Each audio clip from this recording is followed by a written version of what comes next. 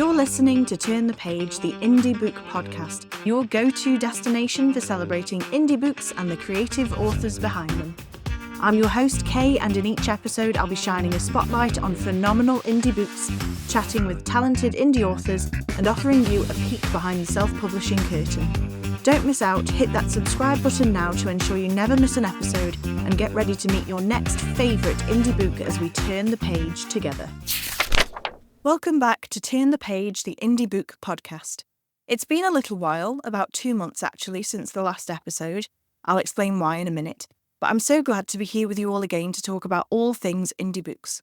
Today's episode will be a bit of a catch-up as well as a dive into the latest indie book news and events for both indie readers and authors. I'll also be sharing an exciting personal update and asking for your recommendations.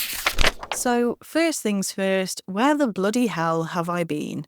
I just wanted to explain why we didn't have a podcast in August and September, and why this one is a little bit later in the month than usual. If losing a pet is a trigger for you, you might want to skip ahead a minute or so. So, the last episode aired on the 27th of July, and then 6 days later, my dog died. We knew it was coming because we'd found out around a month or so before that she wasn't very well, but we didn't expect it to happen so fast, and I don't think it helped that it was literally 4 days after her birthday when she passed away. It's a weird thing in a way because I didn't think it'd bother me that much. I was mostly worried about how my daughter and my partner would take it, and I didn't really think much about myself. But apparently it bothered me quite a lot because I pretty much lost it emotionally and just couldn't bring myself to enjoy anything really for quite a while.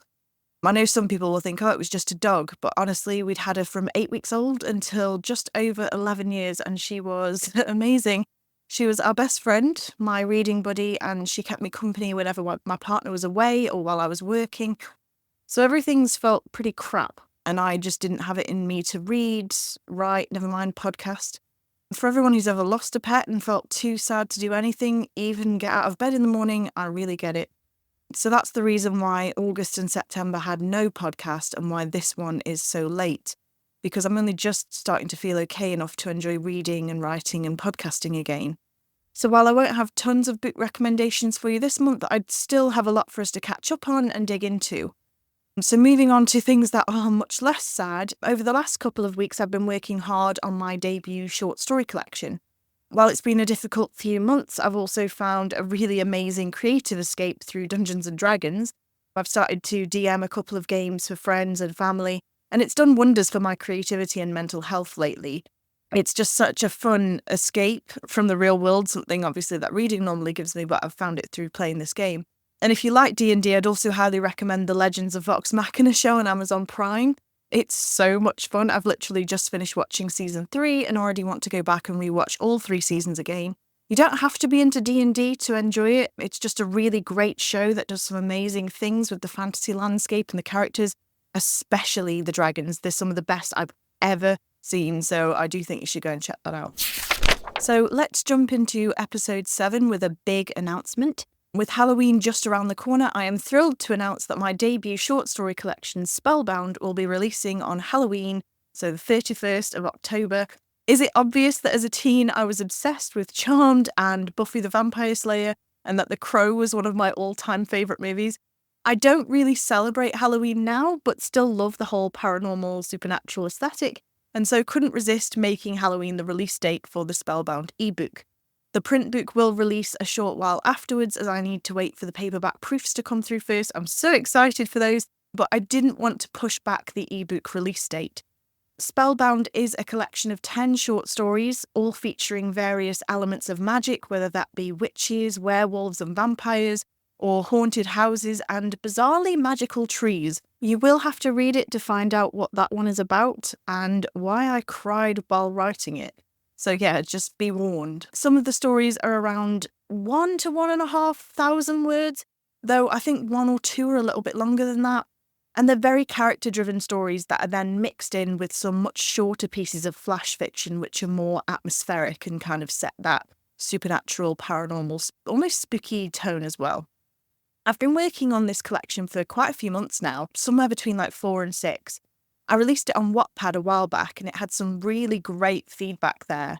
I then went on to edit the collection a bit more and passed it along to beta readers who, again, were just so enthusiastic about it. And so it's now finally ready to publish.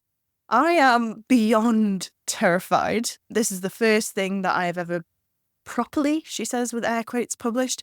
I'm the tiniest bit excited, but mostly terrified to the point that I also feel physically unwell. But yeah, so it's coming. 31st of October, and once it's out, I can then turn my attention back to my debut novel, which is a paranormal fantasy novel, which I'm also hoping to have ready to release by December or January. I spent so long writing and rewriting again the synopsis for Spellbound that I hope you don't mind me sharing it here really quickly just to give you a bit of an insight into what you can find inside. Would you spend Christmas with the Grim Reaper? Hunt a vampire through the neon haze of a nightclub, or take tea with the denizen of hell?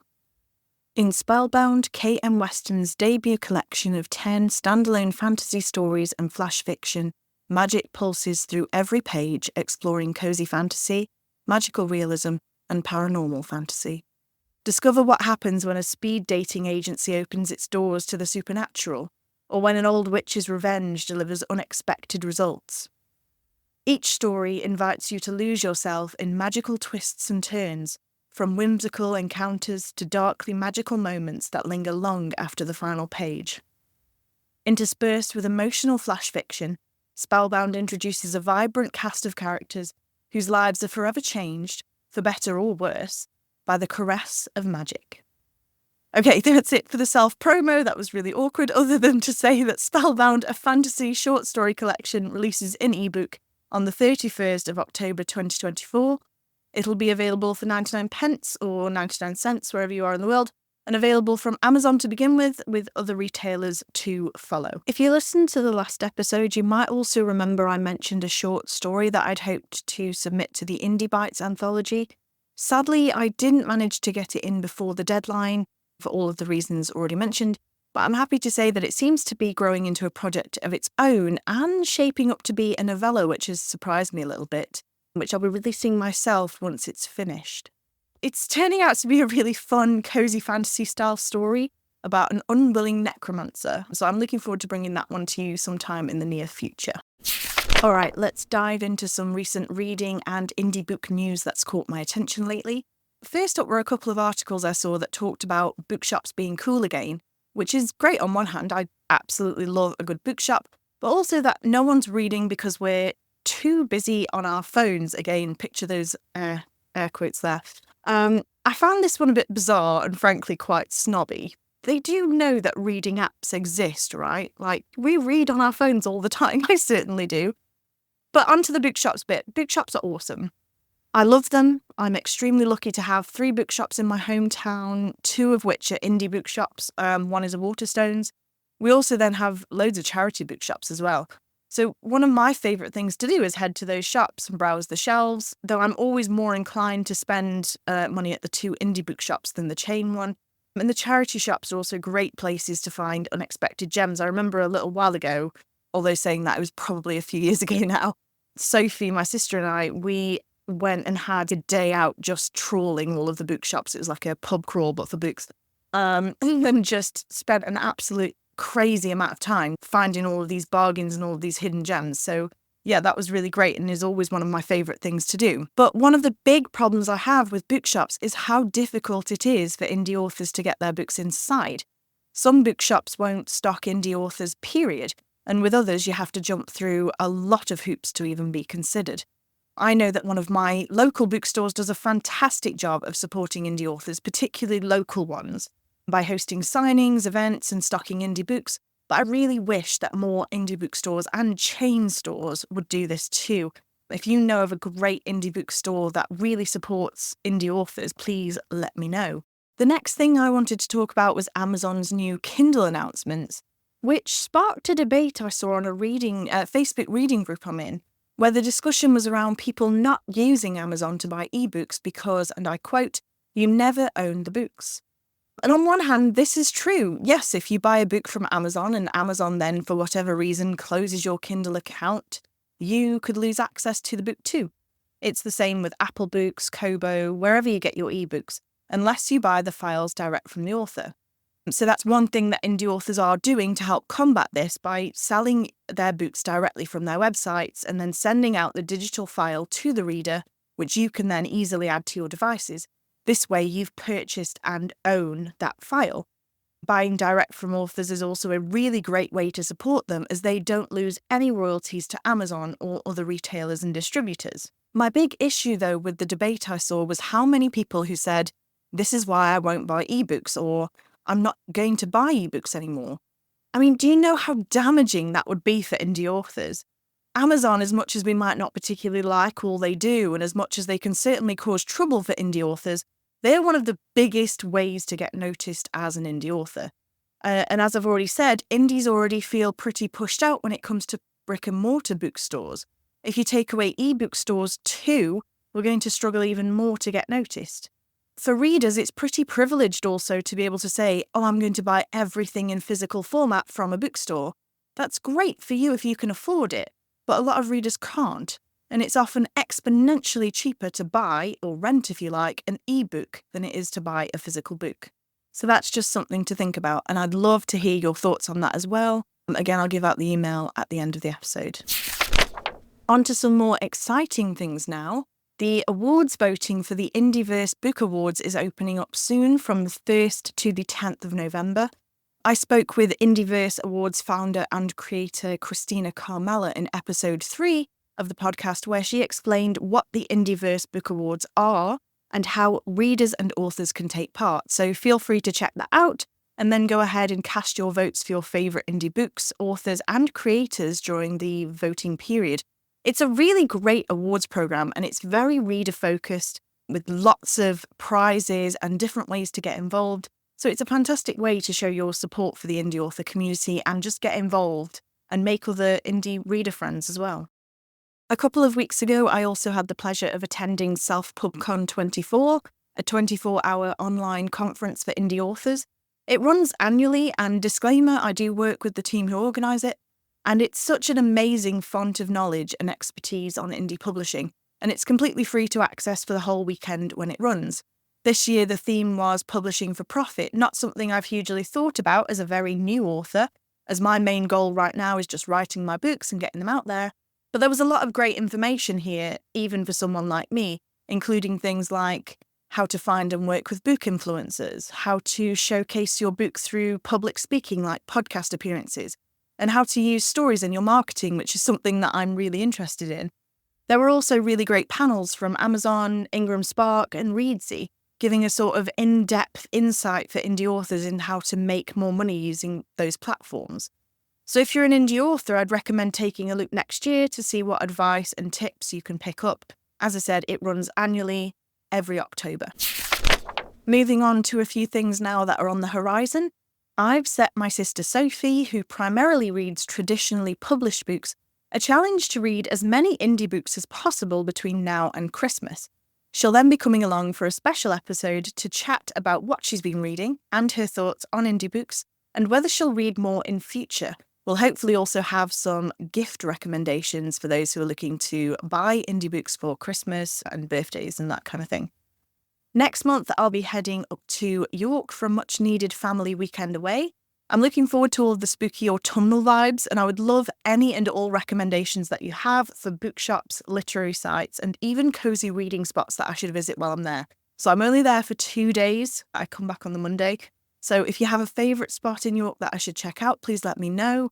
I'm really excited. I definitely want to check out the ghost shop, which I've completely forgotten the name now. I think, is it the York Ghost Company or something?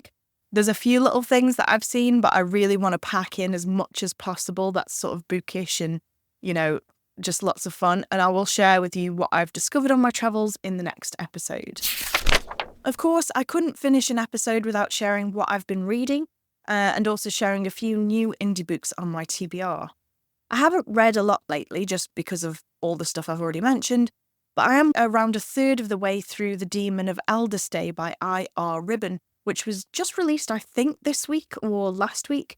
It's a very D&D style fantasy story about a gnome named Jerome, and yes, he gets that a lot, There's some shenanigans with the demon involved, and things just start to go a bit wild when Jerome teams up with an adventuring party to try and break a curse on a city. Let's just say that while reading it, I can imagine a D&D party making all sorts of bad and occasionally lucky dice rolls as the events in the story play out. Jerome is fun and an unlikely hero, being in his 50s, reliant on magical drugs to get through the day, and hiding a pretty big secret. I'm really enjoying the Demon of Elderstay and hope to share my full thoughts with you next time. I also have some great books lined up, the most recent being A Captured Cauldron by R.K. Ashwick. This is the sequel to Arrival Most Vile that I talked about a few episodes back, and I'm really excited to jump back in with these characters and find out what trouble they're in now. Again, this is a cozy fantasy D&D style story. Are you sensing a pattern here? Ruby Rowe has also recently put her Girl Games series onto Kindle Unlimited. This is not a D&D style story. I read the first one, A Game of Hearts and Heists, a little while ago and thoroughly enjoyed it. Think sapphic Six of Crows with plenty of heat and spice.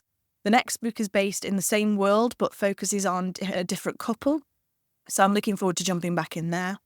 That's all for my new TBR editions this time, but I'm sure I'll have plenty more in the next episode. So that's it for this catch-up episode of Turn the Page, the Indie Book podcast. Thank you so much for joining me through some ups and downs there, but I'm trying to stay positive and looking forward to all that's coming up in the next few months. If you'd like to get in touch, you can reach me at any time via email at ttpindiepodcast@gmail.com. You can also reach me on Instagram and Threads at My Endless Shelf. I'm working on putting together some indie author guest interviews, so be on the lookout for those over the next couple of months. If you do pick up Spellbound and you enjoy it, I'd be really grateful if you could leave a review. Early reviews particularly are really important for indie authors, so I'd really, really appreciate that. Until next time though, have a great Halloween if you celebrate, and keep turning the page.